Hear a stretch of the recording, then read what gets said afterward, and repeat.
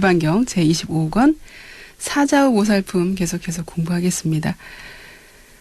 우리는 왜 불성이 있는 줄을 알지 못하는가? 열반경에서는 일체 중생들은 모두 불성이 있다라고 하셨죠. 그런데 왜 우리는 불성이 있는 줄을 모르는가에 대해서 7가지 비유로 설명을 하고 계셨는데요. 지난 시간에 4번째 평등하게 모두 가지고 있다는 비유, 거기까지 보다가 끝을 다 못 맺고 끝났는데요. 그 부분 이어서 하도록 하겠습니다.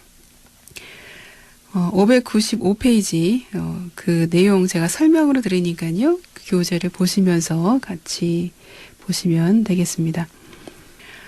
안팎으로 달리어 구함을 취라고 하는 것인데요.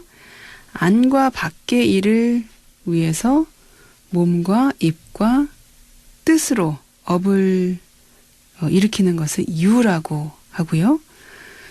현재 세계의 식을 미래의 생이라고 하고 현재의 명색, 육입, 촉, 수를 미래 세상에 늙고 병들어 죽는 것이라고 합니다.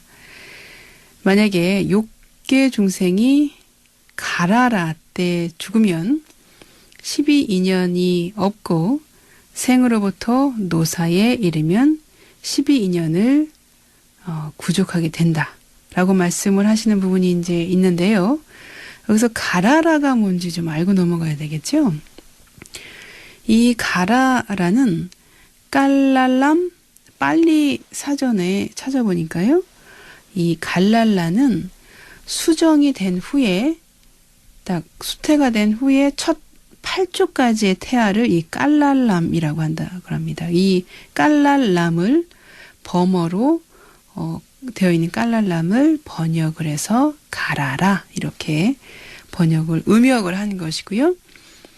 응골 또 시태막 이렇게도 또 번역을 하기도 한다고 합니다. 여튼지간에 이 가라라는 수정이 된 후에 첫 8주까지의 태아를 말합니다. 그 가라라 때 죽으면요.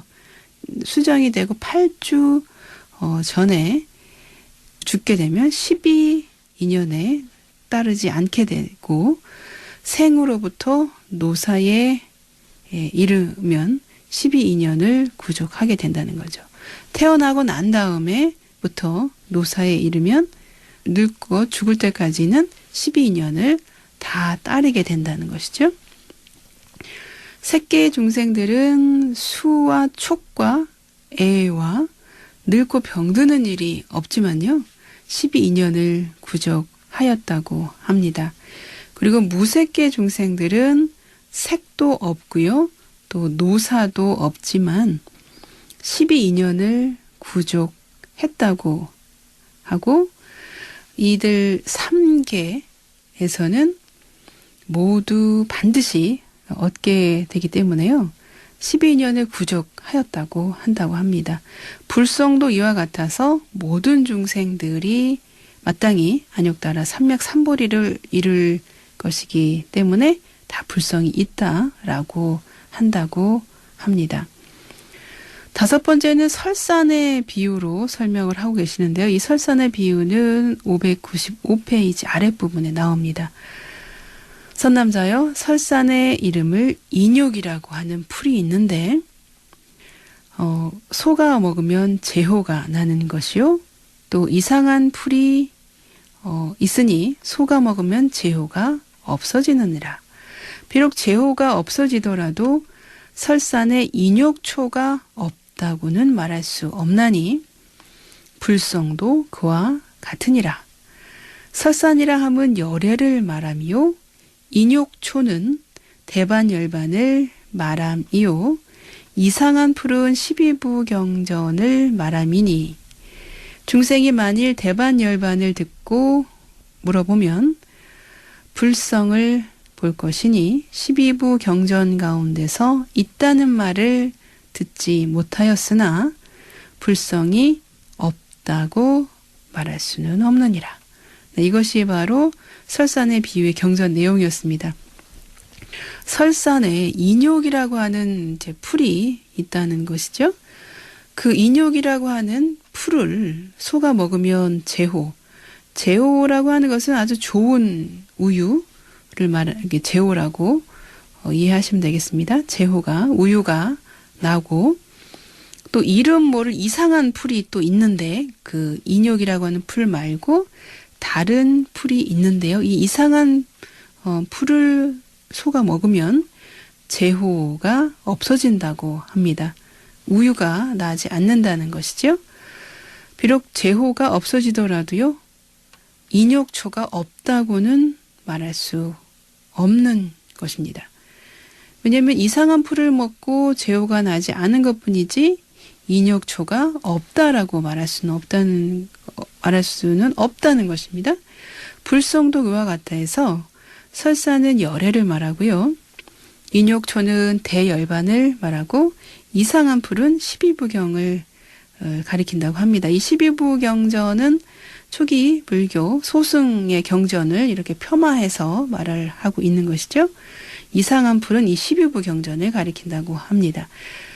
중생이 대열반을 듣고 물어서 불성을 보게 되지만요. 12부경전 가운데 있다는 말은 듣지 못하였더라도 12부경전에 그 가운데에 말을 듣지는 못했더라도 불성이 없다라고 말할 수는 없다는 것입니다. 12부경전 안에는 이 열반경과 같은 그런 대열반의 내용이 없다는 거죠. 그래서 그런 말을 듣지 못했다고 해도 불성이라는 게 없는 것은 아니라는 것입니다.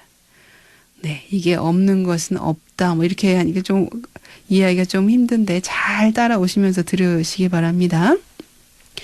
6번째는 검은 쇠의 비유를 들어서 말씀하고 계십니다.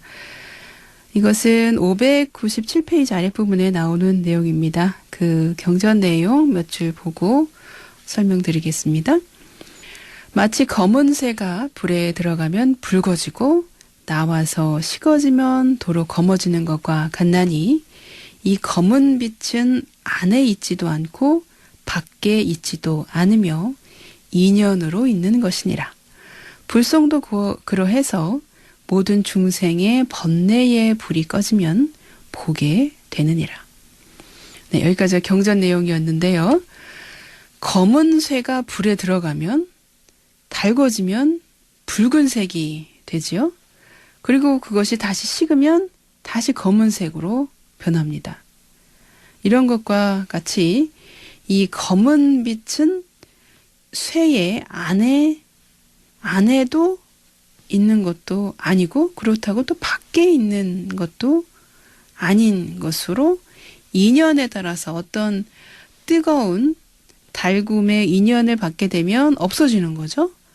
붉은색이 나타나면서 검은색이 없어지고 그리고 다시 물에 들어가서 차가워지는 인연을 또 맞게 되면 다시 또 검게 되는 것입니다. 그래서 인연에 의해서 그 검은색이라고 하는 것은 생겨났다 없어졌다 한다는 것입니다. 불성이라고 하는 것도 이와 똑같아서요. 모든 중생의 안과 밖에 없는 것과 같이 보이지만 번뇌의 불이 꺼지면 나타나서 보이게 된다는 것입니다. 번뇌의 불이 생겨서 안 보이는 것이지만 번뇌의 불이 다 꺼지는 인연을 또 만나게 되면 그 불성이 보이게 된다는 것입니다. 네, 7번째는 종자의 비유를 들어서 말씀하고 계시는데요. 종자가 썩어서 없어지면 싹이 생기지 않지요. 그리고 싹은 이 종자의 안과 밖에서 찾을 수 없지만 이 땅에 심으면요. 싹이 나와서 꽃이 또 피고 열매를 맺는 것처럼 불성도 그와 마찬가지라고 하십니다. 그와 똑같아서 불성이라고 하는 것도 어디에도 보이지 않지만 열반의 미묘한 그런 경전과 무량한 공덕을 성취하게 되면 불성이라고 하는 것이 나오게 된다는 것입니다. 씨앗과 같이 씨앗이 어떤 안과 밖에서 종자가 보이지 않지만 인연을 맺게 되면 인연에 맞춰 인연이라고 하는 것은 따뜻한 온도와 물과 같은 그런 인연을 맺게 되면 꽃을 피고 열매를 맺는 것처럼 똑같이 불성도 어떤 열반의 미묘한 경전과 무량한 공덕과 같은 어떤 인연이 닿게 되면 불성이 나오게 된다는 것입니다. 보살이 열반경을 닦으면 해안이 열리고요. 또 법안이 열려서요. 마침내 불성을 보게 되는데 불성을 보는 데에는 10가지 법이 성취되어야 한다고 합니다.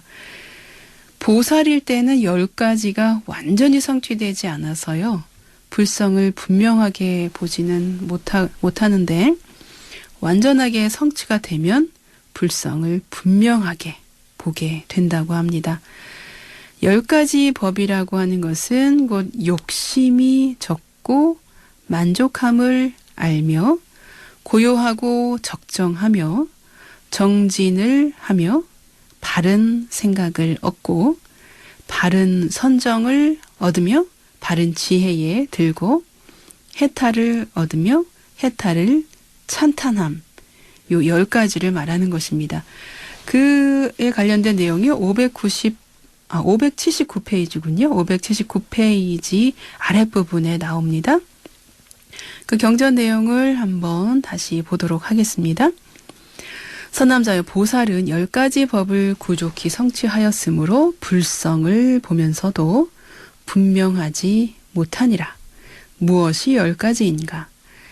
하나는 욕심이 적고 소욕이라고 가로해서 적혀져 있죠. 욕심이 적은 것이고 둘은 만족함을 알고 지족이라고 적혀져 있습니다. 만족함을 아는 것이고 세 번째는 고요함, 적정, 고요함이고요. 네 번은 정진이고요. 다섯 번째는 바른 생각, 정념이고요. 여섯 번째는 바른 정, 바른 선정. 그래서 정을 말하고 있고요. 일곱 번째는 바른 지혜, 정해를 말하고 있고 여덟 번째는 해탈이고요. 아홉 번째는 해탈을 찬탄하는 것을 말하는 거고요. 열 번째는 대반열반으로 중생을 교화함이니라. 이렇게 경전에서 말씀하고 계십니다. 교재의 598페이지에서부터 603페이지까지 나오는데요. 이렇게 부처님께서 답을 해주시고 계신 부분입니다. 제가 설명을 드릴 테니까요. 설명을 들으시면서 교재 내용을 같이 참고해서 보시면 되겠습니다. 첫 번째가 욕심이 적다는 것은요. 구하지 않고 취하지도 않는다는 것을 말합니다. 욕심이 적기 때문에 하고자 하는 것이 적어서 만족함을 알게 되고요. 불법의 일만을 추구하고 또 마음에 근심이 없다는 것입니다. 경전에서는 욕심에 3가지가 있다고 말씀하고 계십니다. 첫 번째는 나쁜 욕심이고요. 두 번째는 큰 욕심이고요. 세 번째는 욕망의 욕심. 요 3가지를 말씀하고 계십니다. 보살은 이러한 욕심을 적게 내야 불성을 보게 된다고 하십니다. 나쁜 욕심이라고 하는 것은 수행자가 사부대중의 우두머리가 돼서 존중받고 지극한 공양을 받으며 또 국왕 대신 장자들로부터 공양을 받기를 바라고 이들로부터 의복, 음식, 와구, 의약, 훌륭한 가옥 등을 얻어서 생사의 욕망을 채우려고 하는 것, 이것이 나쁜 욕심이라고 합니다. 다음으로는 큰 욕심이라고 하는 것은요. 자신이 수행해서 얻은 경지를 대중이 알아주기를 바라는 욕심을 말한다고 합니다. 어떤 수행자가 자신이 초주부터 10주를 얻었고요. 혹은 또 안욕따라 삼맥삼보리를 얻었고 혹은 또 수다원가로부터 아란가를 얻었고 사선이나 사무해지를 얻은 것을 사부대중이 알아주기를 바라고 또 그래서 공양을 바치는 이양을 탐하는 것을 말합니다. 이것이 바로 큰 욕심이라고 한다고 합니다.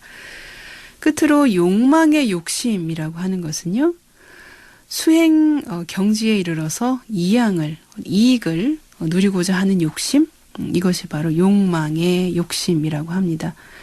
수행자가 범천이나 마왕천이나 또는 찰제리 바라문에 태어나 그 경지를 누리는 이익을 바라거나 그런 자질을 얻고자 하는 욕심, 그것이 바로 욕망의 욕심이라고 한다고 합니다.